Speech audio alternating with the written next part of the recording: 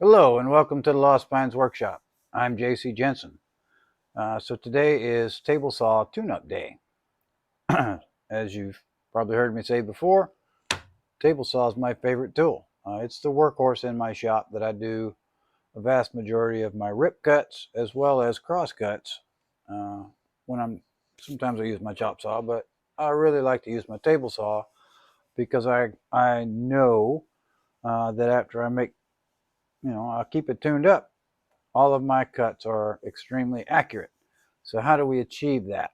Well, today I'm just going to show you uh, what we got to do here, starting with the blade. All right, so we need to ensure that both of our blade and our fence are running perfectly parallel to the miter slot.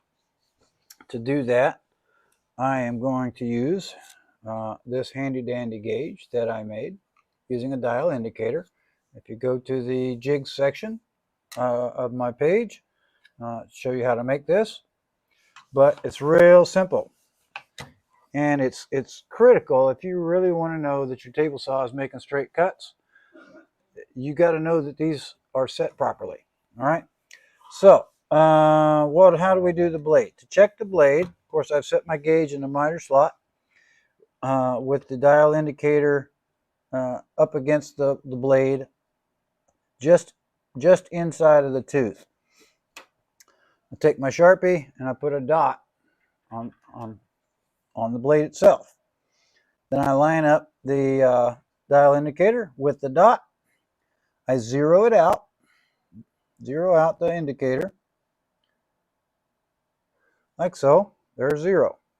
Now I simply rotate the dot to the back, and the blade is all the way up.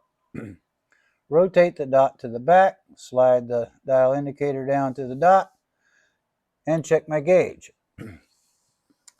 I am this gauge reads to within 1/1000th of 1 inch, and I am probably somewhere in the neighborhood of 10 thousandths of 1 inch, almost dead zero.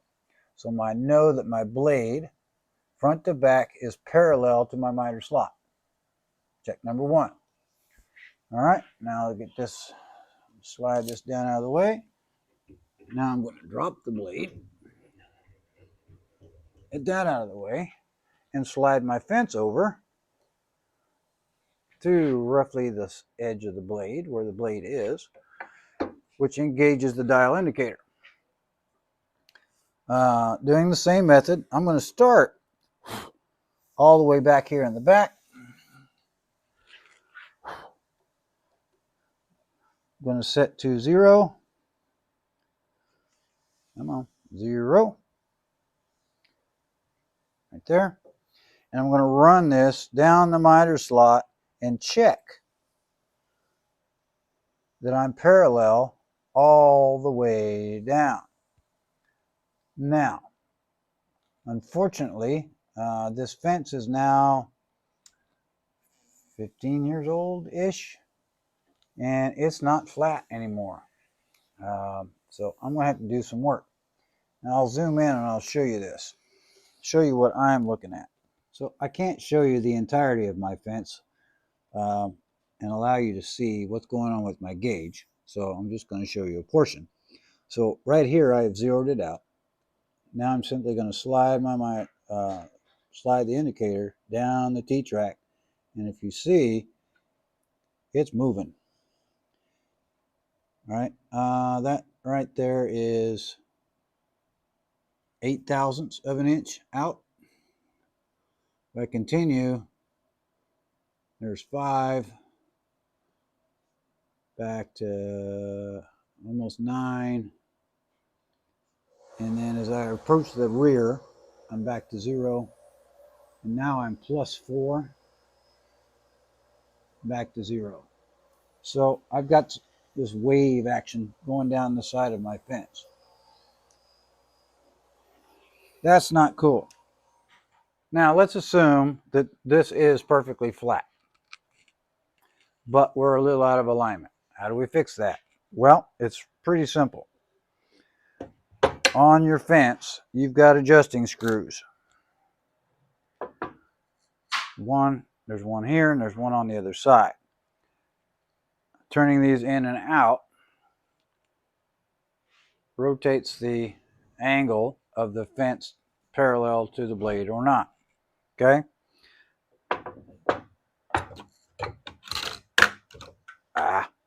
Drop it on your indicator. That's terrible. All right, so if I'm off, unfortunately you can't just have your gauge on here and turn it. You have to pull it out to turn the screw. But set yourself at 0 here. Go to the other end, see how far you're out, and then adjust accordingly. Right? Turn the screw left or right, and you're going to use both screws to find that center happy spot. All right? Excuse me.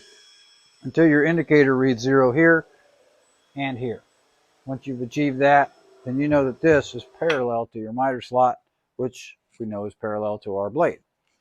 All right, next, let me zoom in again. And okay, along our fence rail, we know we have a tape measure that, when initially installed, 0 was to the inside edge of our table saw blade. I've moved my fence to the exactly 12-inch mark, and then I measured using my tape measure from the inside, or from the side of the fence to the inside tooth of the saw blade, 12 inches. And I've locked it down according to my tape measure. Now I just simply look through my peep sight here and ensure that it's at 12. Mine is. If it was not, I would simply loosen these two Phillips head screws, slide the indicator left or right until it was dead on 12, and then lock it down. There's that one.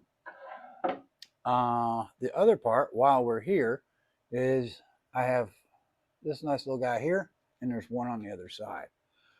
What this does for us is raise and lower the back end of our fence so that our indicator is not rubbing on our tape measure. If it sits too low, it's going to rub it, and it's going to rub all of our marks off. We're not going to be able to read it anymore. So we want to have that at the proper height. And the proper height is just barely above. All right. By doing that, it also tilts. I'm going to do it this way.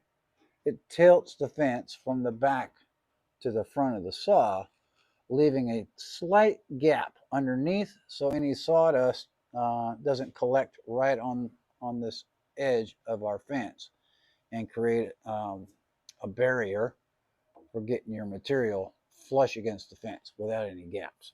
We want a tiny gap. Mine is at the back is about 1/16 above the saw itself. So it also eliminates drag as the fence is sliding across. So now, with just a few simple tools and a couple of minutes, we can check and verify, yes, our blade is parallel to a miter slot. Yes, our fence is parallel to the blade and the miter slot.